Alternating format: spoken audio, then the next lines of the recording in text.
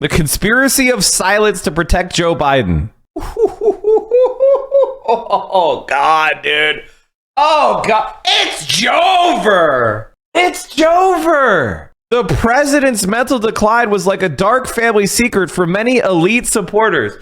Man, I wonder if those elite supporters have any other conspiracies they've been doing lately, like against Bernie Sanders or against progressivism or against socialism or against the left. I wonder if they've been doing any other conspiracies. This is the only one, guys. This is the only one. President Joe Biden walked before a row of flags that took his place at a lectern stamped with the presidential seal a few feet in front of him. Thin planes of teleprompter glass, programmed with pre-written remarks, were positioned to meet his stare as he spoke into a microphone that would carry his voice through his sound system. His White House press secretary looked on. So did several senior White House officials. Anxiety clung to the humid summer air. What the president was about to say might determine the future of his presidency and perhaps the republic itself.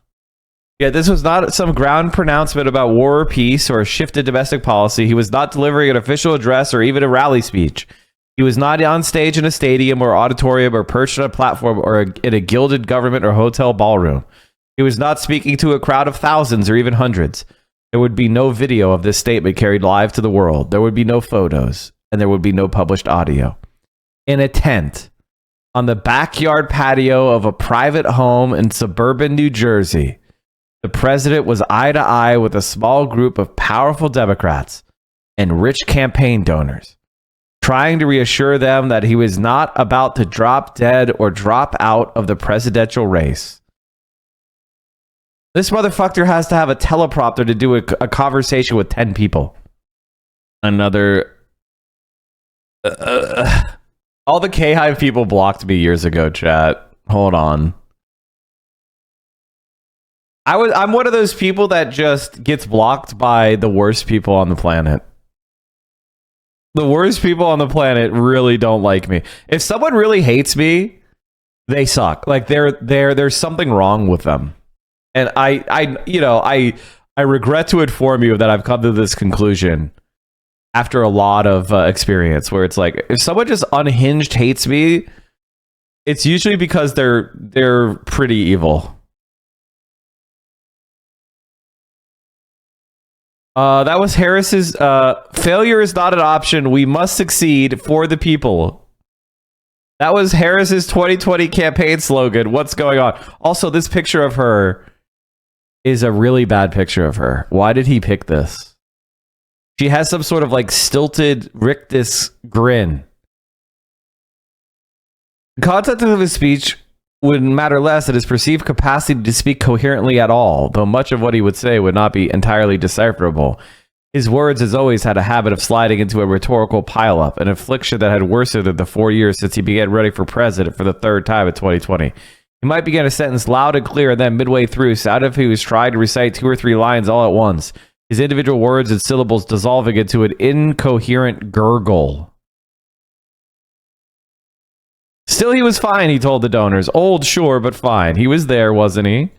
Things were actually going well by the numbers. The polls looked good. The money looked good. They were looking right at him. He looked pretty good for 81. No, really, folks. And what choice did they have, as he liked to say? As my father liked to say, Joey, don't compare me to the almighty. Compare me to the alternative. This is like abuser language, by the way.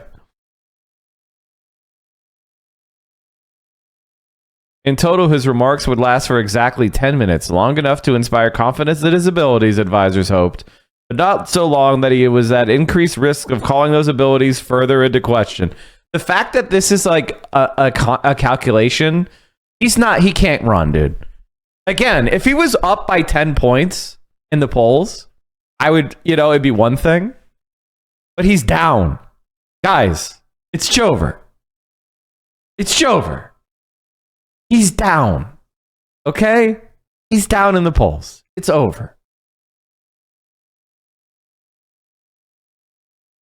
As always with this president, the production surrounding any public appearance, even if it was semi-private, came down to timing and control.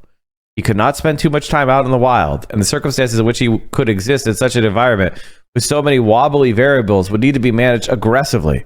According to rules set by the White House, the traveling protective pool, the rotating group of reporters run by the White House Correspondents Association, that trails a sitting president to provide constant coverage of his movements for the press corps, would have permitted limited access to observe his remarks before being whisked away from the reception or wrangled, in communication parlance, and held elsewhere on the property, in a guest house, where somebody tuned an old television set to Real Time with Bill Maher. This sounds like hell.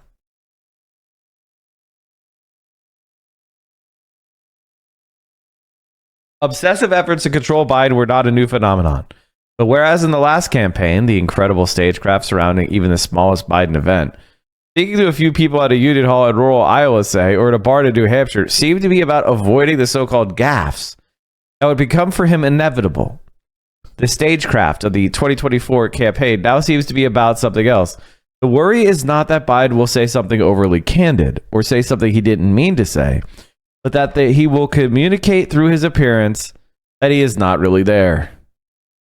The display early Saturday evening was the last of several campaign events he held across 4 states in the 48 hours that followed the first presidential debate. The events were designed to serve as both proof of life for concerned wealthy patrons of the Biden re-election effort and proof of the wisdom of their choices. Other concerned wealthy people were still buying. They didn't need to panic. The sprawling Red Bank estate on a hill overlooking the Navesink River. I don't know this river, actually, chat. This shows you how much of a non-elite I am.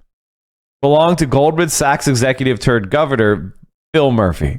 The local press had reported the hundreds were expected to attend the event. Though the $10 million property could easily have accommodated such a crowd, it was more like 50. Fewer if you subtract official staff or members of the Biden family, including the First Lady and several grandchildren.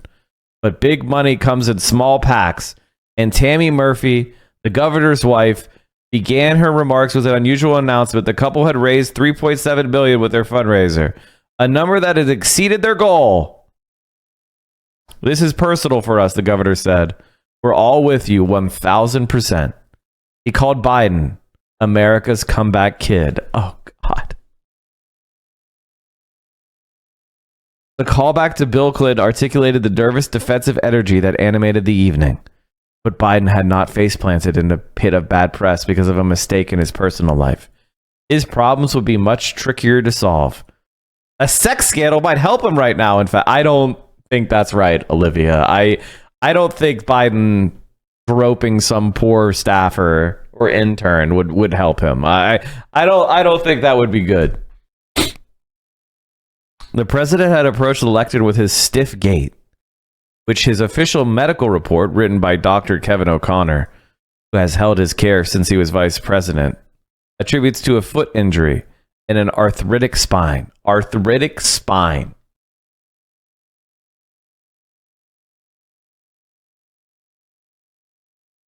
Arthritic spine?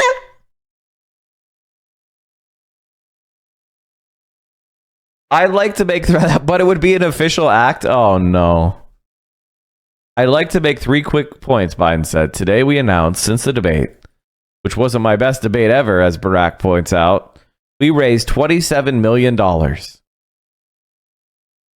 It's long been a feature of Biden's speeches to refer to the former president in this familiar way.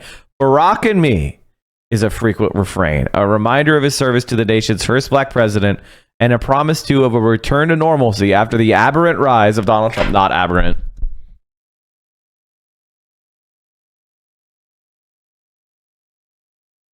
Although large speakers lined the patio, and although Governor and Mrs. Murphy were perfectly audible in their remarks, understanding Biden's speech required intense focus.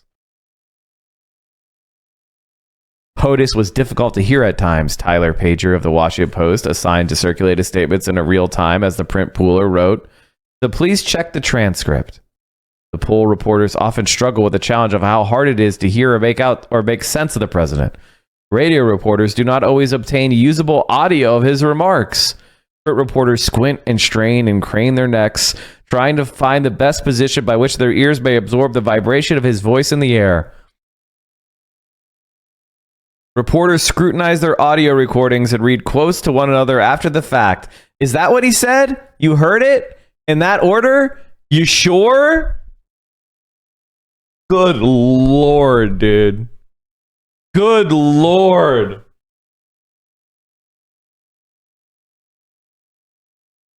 Biden continued on. Secondly, Hakeem Jeffries is dropping Kamala Harris 2020 Easter egg slogans. It's over. Yeah. Yeah. Yeah. I hope. Secondly, I understand the concern after the debate. I get it. We didn't have a great night, but we're working hard and we're going to get working to get it done. Since the debate, the polls show a little movement and have me up a couple points. What? No, they don't. No, they fucking don't. I feel like they cherry pick polls. But many are noting a 7.6% drop in election turnout compared to 2024 in the UK. Will there likely be a similar turnout drop in November? Likely, yes. Oh, yeah. I mean, guys, do you know that Keir Starmer underperformed Corbyn's numbers by 7 points compared to 2017? Like, the only reason there's a Labour landslide is because it's first past the post and that there is a new right-wing party that split the Conservative vote. Like people are like landslide for Labour, and it's like actually they lost support, but the Conservatives split their vote perfectly.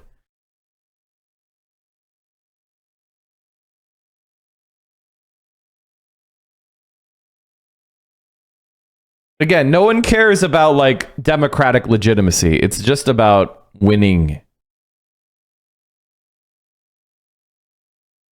Jeremy Corbyn is caught playing a version of the game Doom, which lets you kill Margaret Thatcher. Honestly, he's the best. He's so cool. We're going to get to British politics once I'm done with this chat. Don't worry. Don't worry. You what, mate? We're going to be on there. Don't worry. Secondly, I understand the concern after the debate. I get it. We did have a great night. We're working hard. We're going to be working to get it done. Since the debate, the polls show a little movement and have me up a couple points. The donors broke into thunderous applause when the president said this about the polls. But what he said was false. Early public surveys immediately following debate indicated that Biden was down an overall a point or two. And surveys had asked respondents to rate the debate itself and had him losing by mid-double digits. As a mean of damage control, the campaign leaked some of its own internal polling, which had been until recently regarded as a state secret, to argue that the debate had not moved the needle. The president was losing by a slim margin before Thursday night, and he was still losing by a slim margin after Thursday night. In the days that followed, the polls would only grow grimmer. The fact, Biden went on, the big takeaway are Trump's lies. The point is, I didn't have a great night, and neither did he. The fact is that Donald Trump is a genuine threat to democracy, and that's not hyperbole. He's a genuine threat. He's a threat to our freedom. He's a threat to our democracy. He's literally a threat to America and what we stand for. Ask yourself the question, if not for America, who would lead the world? Oh, God damn. Maybe I should vote for Trump. The question was posed as a reminder of the stakes of the November election. During his term in office, Trump has sought to retreat from America's global commitments, abiding by a madman, semi-isolationist theory of foreign policy that, in Biden's view and the view of many establishment actors across the ideological divide, has caused damage to the country's reputation that will take a generation of stable leadership to undo, except Biden has damaged it more by supporting the Israeli genocide. Like, the U.S.'s support of the pariah state of Israel as it destroys international law has damaged our reputation even more than Trump did. What are you talking about? Let's continue. Yet Biden's comment also served as an unintentional reminder of the concerns about his own leadership. Just the day before, the Wall Street Journal had published a report that described how the president's frail appearance and inconsistent focus and performance presented challenges on the world stage. At the G7 in Italy in June, Biden had the distinction of being the only world leader who did not attend a private dinner party where candid diplomatic talks would happen off camera.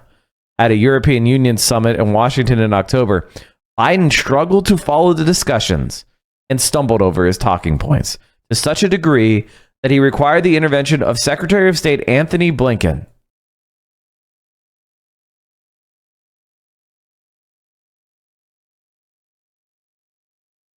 Under the vines of white moonflowers on the governor's patio, I watched as the president neared the end of his 10-minute speech.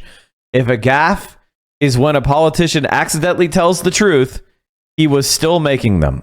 The truth he told Dow was this: I've got a hell of a lot of plans for the next 4 years, God willing, as my father used to say.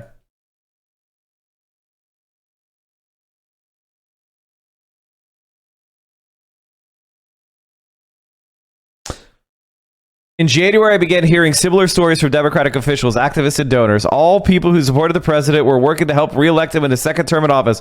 Following encounters with the president, they arrived at the same concern. Could he really do it for another 4 years? Could he even make it to Election Day? Uniformly, these people were of a similar social strata. Working class, union members, houseless people, recent immigrants, recent college graduates, trade unionists. They lived and socialized in Washington, D.C., Washington, New York, and Los Angeles. They did not wish to come forward with their stories. They did not wish to blow a whistle. They wished they could whistle past what they knew and emerge in November victorious and relieved, having avoided another 4 years of Trump. What would happen after that? They couldn't think that far ahead. Their worries were more immediate.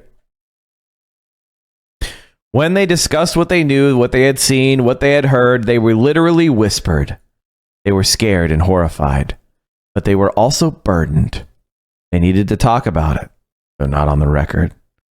They needed to know that they were not alone and not crazy.